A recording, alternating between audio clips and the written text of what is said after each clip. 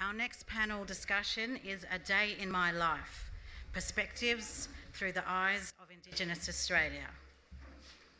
This will be moderated by Stan Grant. Stan Grant is the international editor at Sky News and the anchor of their evening news program. He is a multi-award-winning journalist who has covered some of the world's biggest stories over the past 2 decades, including wars in Iraq, Afghanistan and Pakistan, the release of Nelson Mandela, and more recently, the Tokyo earthquake.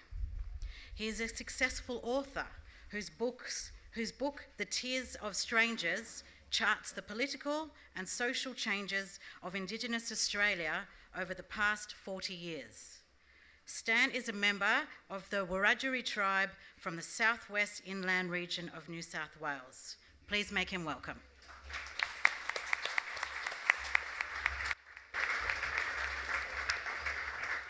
Thank you very much. Thank you to everyone here, and thank you to everyone watching live on Sky News as we broadcast this session right around Australia here from Garma. Of course, I want to pay respect to the Gumatj people and elders past and present on whose lands we're hosting this festival over the next couple of days. It's an extraordinary moment that we come together today to learn about the lives of Indigenous people, a moment when Australia is hurting and Australia is going through a searing discussion about race and racism. Of course, the booing of Adam Goodes has opened up a whole broader discussion now about Indigenous people, the lives of Indigenous people, and the latent racism that still exists in this country. We're going to be discussing all of that as we get an insight into the lives of the people up here on the stage today. This is a moment when we can share in the lives of Indigenous people. For those who have never met an Indigenous person or who know little about Indigenous society and Indigenous culture, this is a chance to listen and to soak up the experience of the people that we have up here today and open your minds and your hearts to the experiences of Indigenous people, which hopefully will inform even further the debate that we're having in Australia right now about race. I just want to introduce the panellists here on the stage today, and I'll start with Dungul Guruwiwi. Dungul is a senior traditional elder of the Galpu clan and has been an executive board member at the Yothi Indi Foundation since 2006. A grandmother, a mother, a great-grandmother who prizes education, lives for her family. Felicity Hayes. Felicity was born in Alice Springs, received an early education at Santa Teresa Mission. She went to Beechworth for upper high school in 1979-80 and then to Christchurch College, Oakley for teacher training, working as a teacher with Arrernte children in various Alice Springs schools, and now lives at Whitegate, an Arrernte place just to the east of Alice Springs. Bill Risk from the Larrakia people.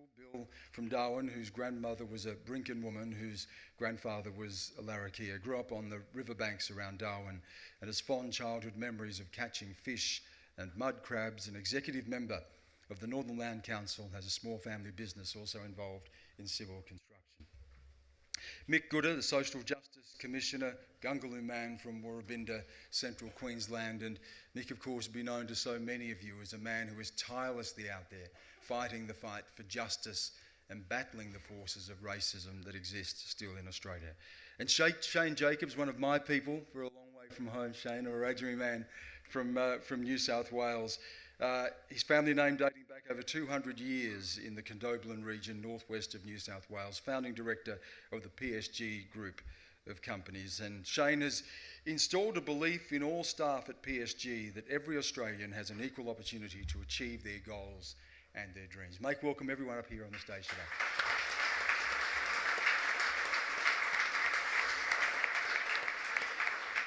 Dungul, I'll start with you, and a question I want to put to everyone on the panel here today, to explain to people who are watching on what it is to be an Indigenous person, what it is to have an Indigenous identity.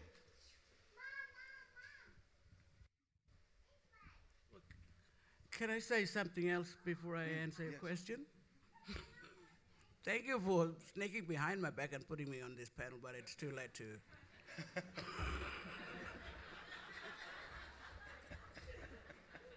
Try to make yourself comfortable, yes. Has anyone got a cushion? What was the question again? I just wanted to get a sense of what it is to be an Indigenous person in Australia today, what it is that forms an Indigenous identity in Australia. Well, as I said, I say to myself that I don't like saying things about myself, how good I am. I don't want to boast about it, but being a Yolngu in this part of the world, it has given me insight of how to see things. I have a passion to help people see what rights they have got with they got with them, and that is within them. I believe I become a person that doesn't want to be in the highlight, but I need people to actually see that there are things that makes us who we are if we strive to get it without failing.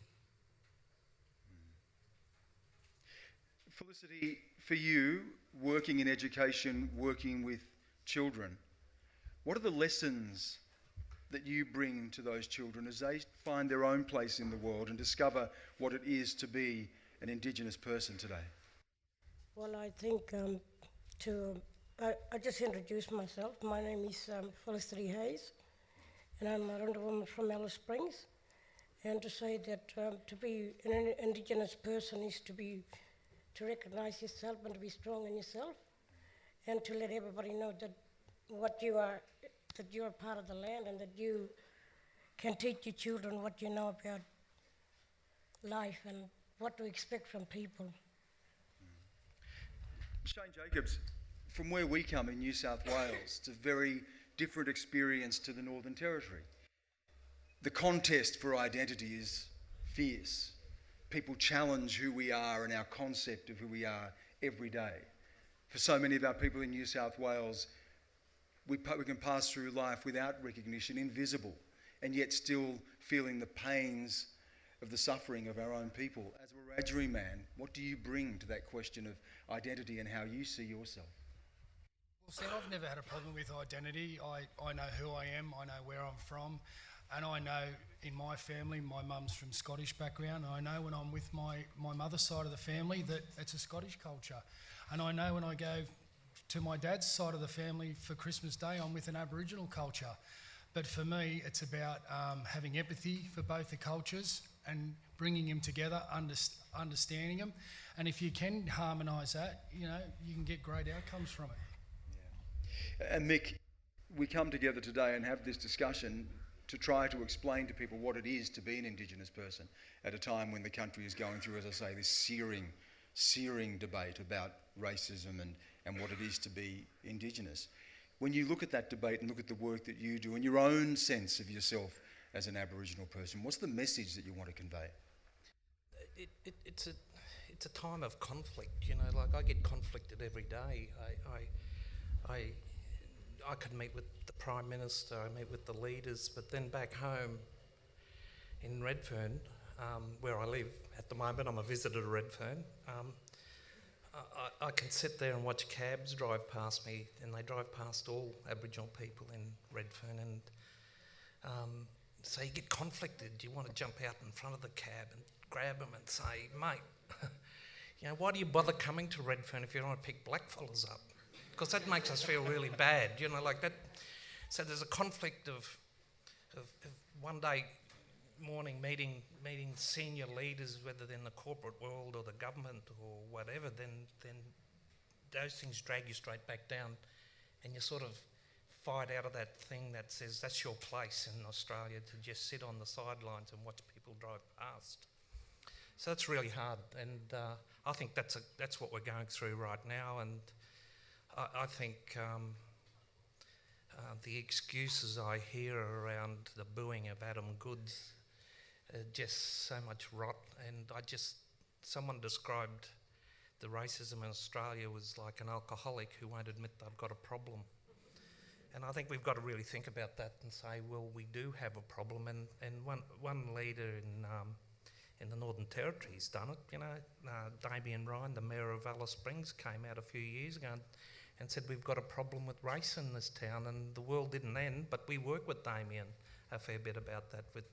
So it's that conflict that what do you say? Do you wrap your arms around people and do you build this sense of reconciliation? But then sometimes you just get slapped in the face and you want to react to that as well. That's my life. It's basically conflict the whole time. Which way do I pull? Which way do I push? How do I justify to my family back in central Queensland what I'm doing? Yeah, they're the grounding things for me.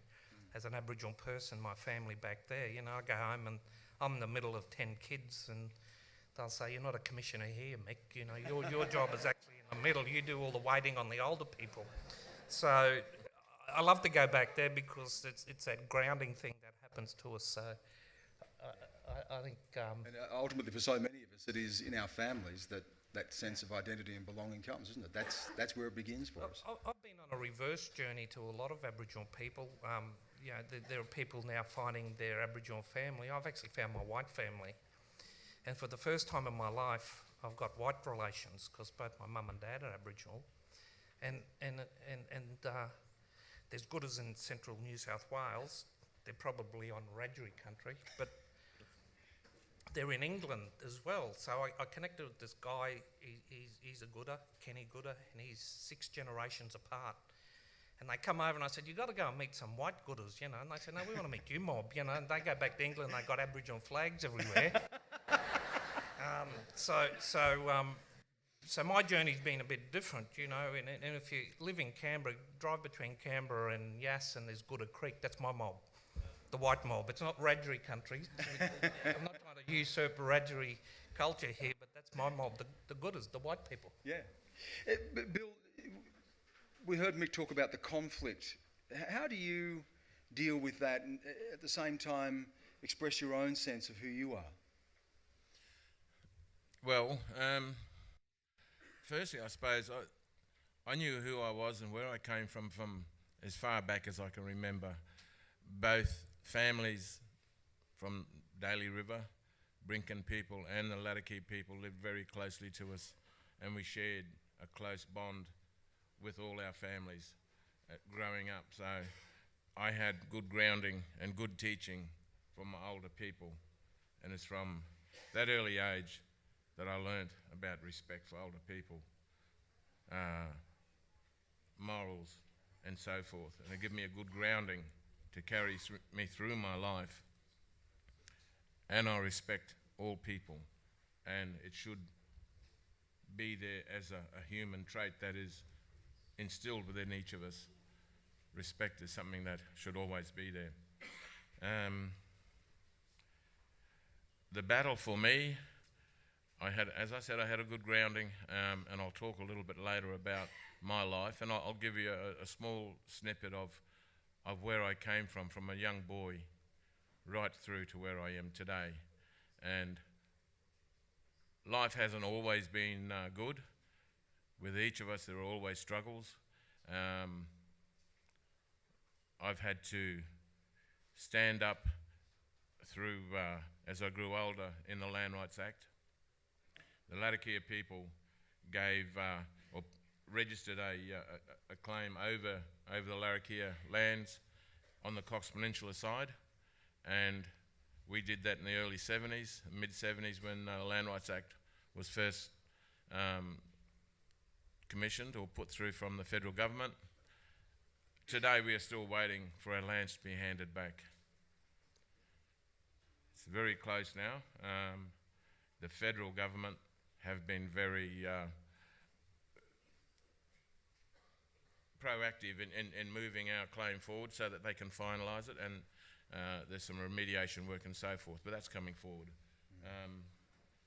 So I cut things short at this point. I've been a member of the Land Council for 2 sessions of being an executive member there, 6 years in all, and as I say, I'll elaborate a bit further yeah. once I I want to come to the individual lives and the experiences that people have had here in just a minute. But as I said at the start, and I think you heard earlier from Noel Pearson, and everyone is discussing this across Australia right now, and that is the situation with Adam Goodes and what it tells us about this country and the attempts to try to heal the divide that exists in Australia. And I don't want to let this opportunity pass without getting some comment from some of the people up here directly to this. Dungal, is this something that you have looked at, what's happening with Adam Goodes?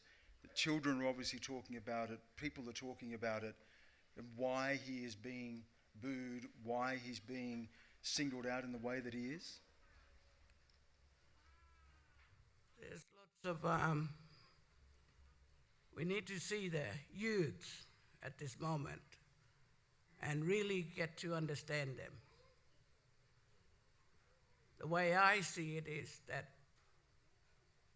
there is a language barrier as well within our youths of today. Doesn't matter where they come from, they've got their own way of communication, and we need to look at that clearly before we approach to give them that helping hand. Thank you. Mick, before we move on, as Social Justice Commissioner, you're obviously watching this so closely, and you could well end up being directly involved in this. We get to any point of mediation, or if Adam decides to come back and play football. What does it tell us about Australia right now? What are we getting a snapshot of as we watch this play out? I think we're getting a snapshot of a really ugly side. I think we thought we all... look, I'm the classical half-full fella around the place. I always look at the positives. And even in this, you're starting to see the positives come out of it, the great leadership of people like even James Packer yesterday coming out saying how important it was. But it seems there's this underlying thing there. And I was asked yesterday in an interview, how do you explain racism to people? And I said, you've got to make it personal. You've got to, your article in The Guardian, anyone want to read a great article, look at Stan's in The Guardian, because it actually goes to the personal nature of this. And I think we live in a great society here in Australia. It's a liberal democracy. We're not dragging people out in the middle of the night and putting them in shallow graves. Why would, if they know this hurts us, why would you deliberately go out and hurt someone? You know, this is what it gets to me on this. Why would you say, like the guy did in Perth last weekend, I only said go back to the zoo, and I don't really think that's racist, but why would you do it if you know it's going to hurt someone? And I think that's what these people who are in denial that there's an underlying thing here about race have got to go and, you know, as Roy in HG says, go on the walk through the Hall of Mirrors and take a good hard look at themselves, because that's where the answers got to come from. I think, sure, there's sanctions. People can put complaints to the Human Rights Commission, and we resolve lots of our complaints around that. But how do you change this culture that it's, you know, okay to hurt someone deliberately by using that language? So I think that's what we've got to do. We've got to get down and look for the goodness of everyone in this, and how do we actually find it, and let people know it's okay to say you were wrong or I was a bit racist there. Otherwise, we're not going to change it. Otherwise, we have this ugly conversation. You know, I thought the other day when Shane Warne came out and talked about it, I thought the minute we start asking people like Shane Warne to set our moral compass, we're in more trouble than we ever had.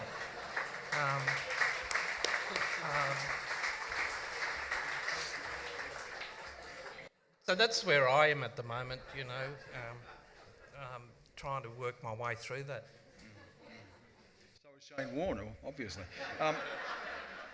Felicity, when you're working with children and they confront issues of racism, what do you say to them? I worked at Bradshaw School with my children, and one day our school was, we had a town school, and we was told to go into mainstream because our children wasn't meeting the benchmarks. So we went to Bradshaw School, and there was a lot of conflict going on with the children. Like there was teasing and fighting in the playground. So one day... This was the white kids to the Aboriginal kids, yeah. Yeah, they was all about the same, yeah. And one day I come in late to work, and then this was at playtime. I seen, what are my children doing in the classroom while the other kids are all outside?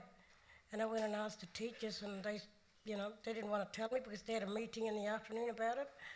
And I felt really angry about it because it was like a apartheid system that our kids wasn't allowed to mix in to play with them. So they set up this rule to say that our children can't be playing outside with those other ones because they was teasing and fighting. And I said, well, they're all the same, They've got to learn to put up with each other and learn to be friends. So with that, I was a bit angry, because without the other teachers letting me know, I just thought, I'll just walk out, I'll just take my kids out with me. So it makes you feel hurt. Hurt and angry. So when people wonder about name calling or booing a football player or stopping kids play with other kids, do you think that they realise just how deeply that hurts Indigenous people? Yeah. Yep, it does. Yeah. Just explain what it makes you feel like inside. Well, if it was me out there playing sports somewhere with like a professional sport, and somebody booed at me, I would just stand up for my rights and say, well, I am an Australian person, and it's me. I've got my pride with me, and I'll do what I can to make it better.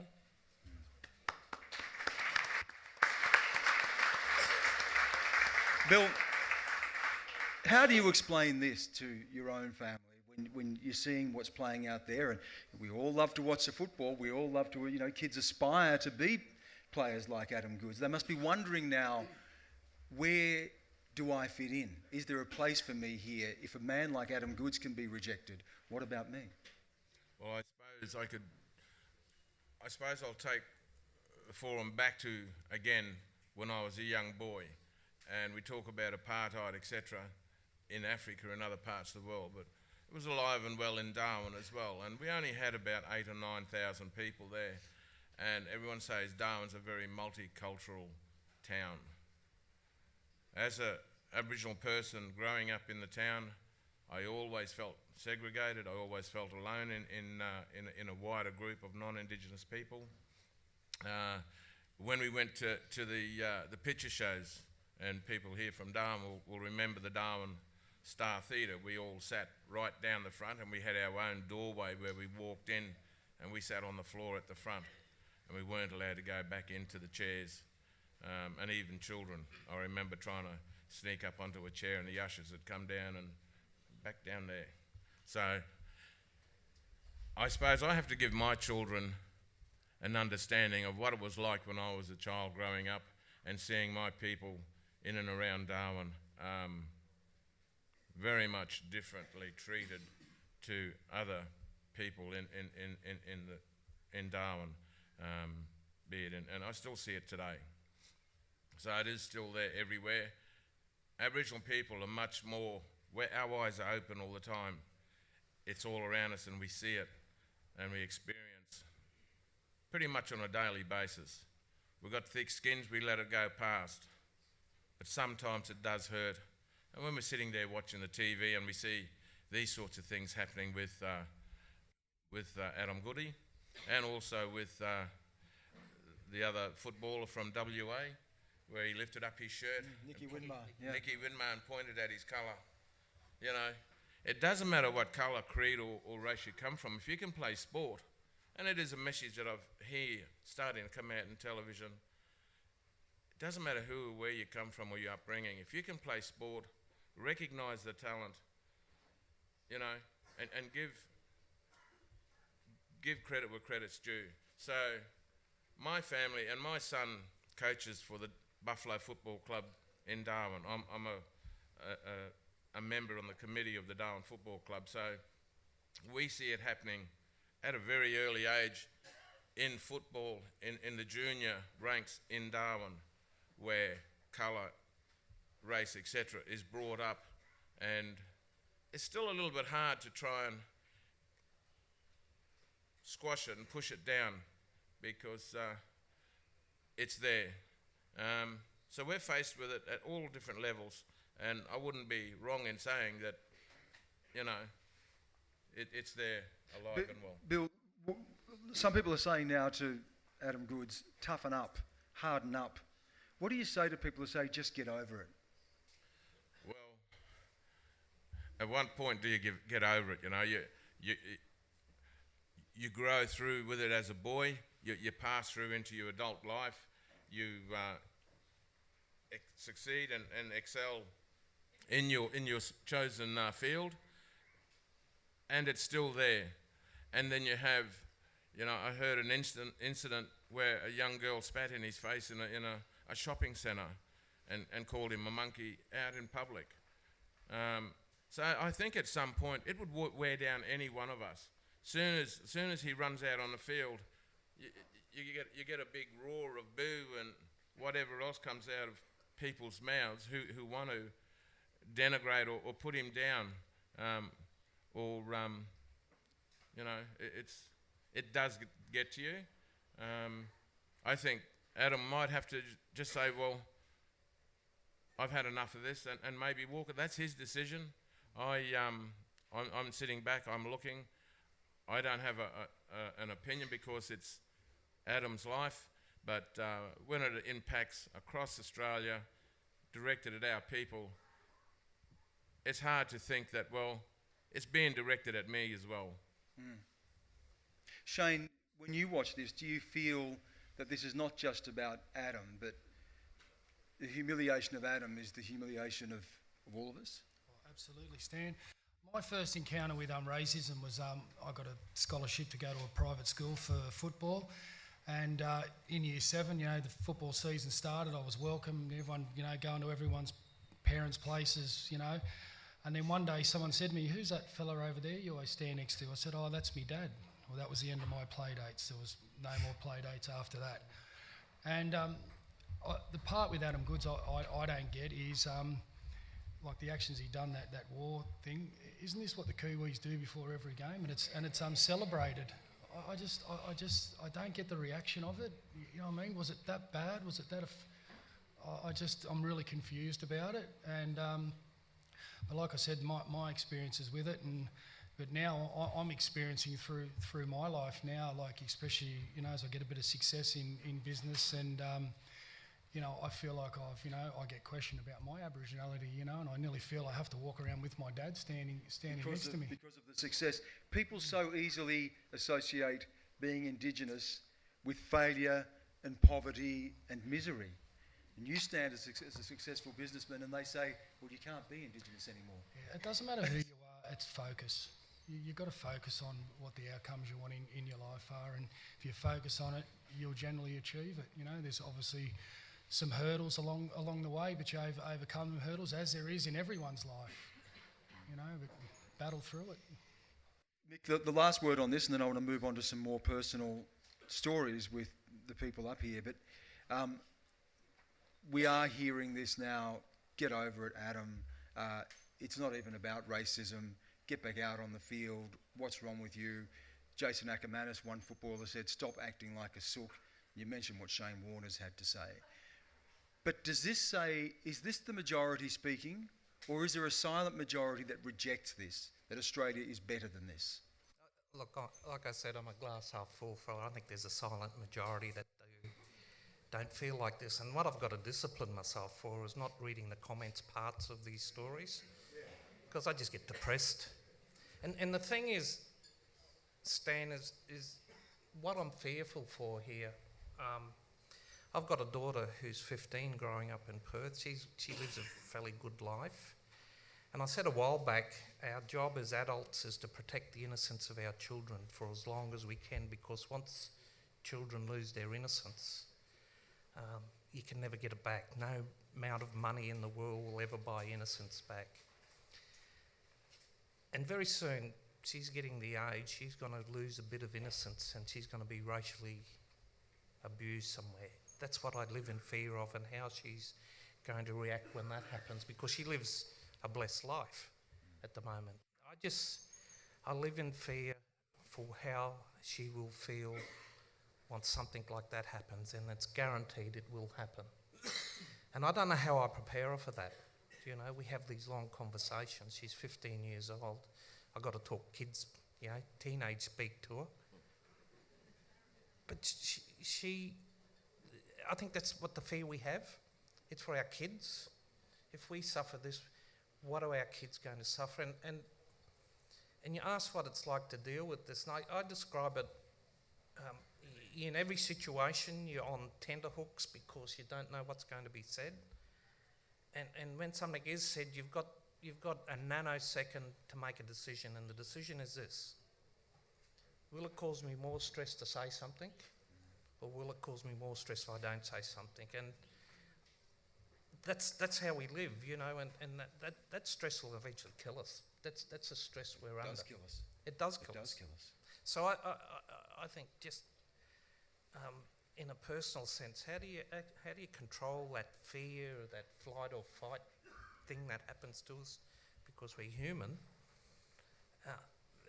It's really hard, and like I've woken up, I've said nothing once, and I woke up at 2 o'clock in the morning thinking I should get in my car and go and look for that fella. But you can't, you know, it's gone. But you feel so angry about it, you know, and I just worry that some of our kids, we've got to actually manage those situations when they happen. I'm certainly fearful for my daughter. Yeah, and move beyond the anger. Dungal, I want to ask you about your role. Of course, you are a member of the Yothu Yindi Foundation since 2006. You have so many different things that you do. If I go through the list here, lecturer in Yolngu Studies at Charles Darwin University, director of tourism, you're a translator as well. How do you fit all of this into your life?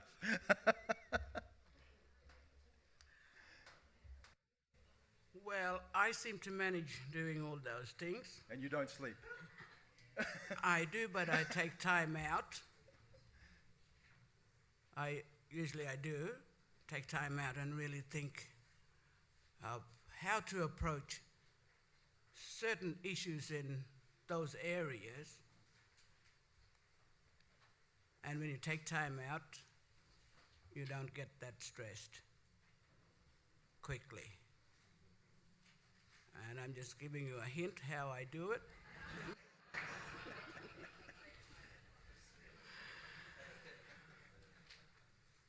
And my favorite hobby is fishing, mainly. That's where I relax. It's like a therapy to me. So I'm fresh, and so I can go out and do what I have to do.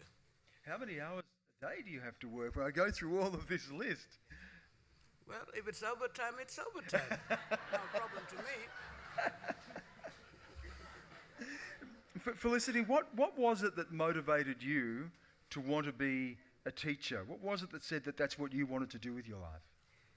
Well, as a young girl growing up at Santa Teresa, I've always wanted to be a teacher because of my children wasn't learning enough, so I decided to go and get educated up in Victoria, and then I come back. I worked at the preschool because I like to work with little children, and from there I started going back to school, and it wasn't boring, but I liked it, and you know, I made a lot of friends, and then after that I decided that I wanted to be a teacher and teach my children about what it's like to be Australian, you know, and to be yourself, and to pass on education as well from Aboriginal point of view. And education is obviously, it's so important. Education is why I'm here today, because I had an opportunity to get an education. It's why all of us are here today. And yet when we look at the statistics, we still see that Indigenous kids are so far behind the rest of Australia. The difficulty in getting access to education, the difficulties in getting kids to go to school, creating an environment where they're able to learn. How do you deal with all of those challenges? Well, when we start, we learn from our mothers and fathers, like from Indigenous point of view, we learn from the grassroots, and then from there when we go on to about 5 years old, we go into preschool to learn about the social things like mixing up with other children and then going on to higher grades. And I think best of all is to make friends, to mix in and be friends. And then you can start from there to learn whatever you want to learn. And yeah, indeed. Dungal, you're involved in education as well, and this is when kids are getting to university, studying Yolngu studies. What do you see in those kids? What has got them to that point? How have they been able to overcome the hurdles and the challenges that they face to get to a point where they can go to university? Well, it's the part that where grandmothers or mothers or family members can be a support to them at all times, no matter what they go through. Just give them the destination of their life's journey to them. Speak in metaphors or something about a life that we all need to go on and achieve out there, what's out there to reach that destination. Mikura, you're involved in education, and we can talk really bluntly and honestly here about the challenges in trying to get kids to go to school, stay in school, but the responsibilities of a family, the responsibilities of a home in providing an environment where a kid can get up early in the morning, have the discipline, go to school with something in their stomach, come home to an environment where they can study and be supported. What are the challenges in trying to meet that, and where are we failing? Look, if I can convince the government to spend most of their money on early childhood, Nigel, I'll talk to you about it later. That's where it begins. And we just came out of a 2-day conference in Darwin around health, and a presentation that says simple playgroup activity with kids increases their vocabulary by year 1 from 500 words to 2,000 words. That's where the big gains have got to be made. But kids need this nurturing environment, and that's how we've got to stop. Part of the issue in Aboriginal affairs, I think, is we make it too big and people walk away from it. It's just huge. We can't do anything. It's almost intractable, but we've got to start somewhere. So I figure I've got about 18 months left in this job, so I'm going to advocate really hard for the young people. This early childhood. A bloke put it really nicely yesterday. He said the first four years up to 3 years old is where we should be concentrating. So it's a year before the child's born, looking after the mum and the environment. But look, I come from a family of 10. I don't know what it was that my mum and dad never finished basic primary school, but they worked so hard to get us educated. And I keep on saying, if I'm not the best I can be, I'm really letting my parents down for the sacrifices they made to get us educated. So I strive every day to try to do as good as I can, but we're surrounded by all these distractions like drugs and alcohol and domestic violence and child abuse. So I think we've got to get these messages across, give our kids the best start in life, and I think that's where we're going to reap the big dividends. Shane, you mentioned before that you went to a private school. Through your sporting achievements, you were able to get an education. How much of a circuit breaker was that for you? I mean, I grew up out there in Condo and Griffith, and I know how hard it can be to be able to stay in school. What was the circuit breaker for you? Yeah, the education was what it was all about for me. Getting that opportunity, like I said, to go to a good college in the eastern suburbs, and like I said, I had hardships there. Through a bit of racism. That was Marsden College. Oh, Marsden, all right. Yeah. So that was it allowed me to be where I am here today, and give me a grounding to be successful where I am today. Yeah. And Bill, the final word to you on education, the importance of your life, and what you look for your children. Well, I had a fairly basic education. I went right through to the 3rd year in Darwin High School, and went on to task force after that. As I grew older, I relied heavily on advice and what was instilled with me within me, growing up from family around me, drawing on my grandparents and aunties and uncles from when I was young, and tried to find my foothold in life, I suppose. Like most of us, well, certainly me, I never really wanted to aspire to any great heights. I was happy to try and just find work, be successful at what I do. But from a very early age, in my 20s, I looked around and there wasn't a lot of people who could assist in regards to the land claim process, and so I put a lot of my energies into giving experiences and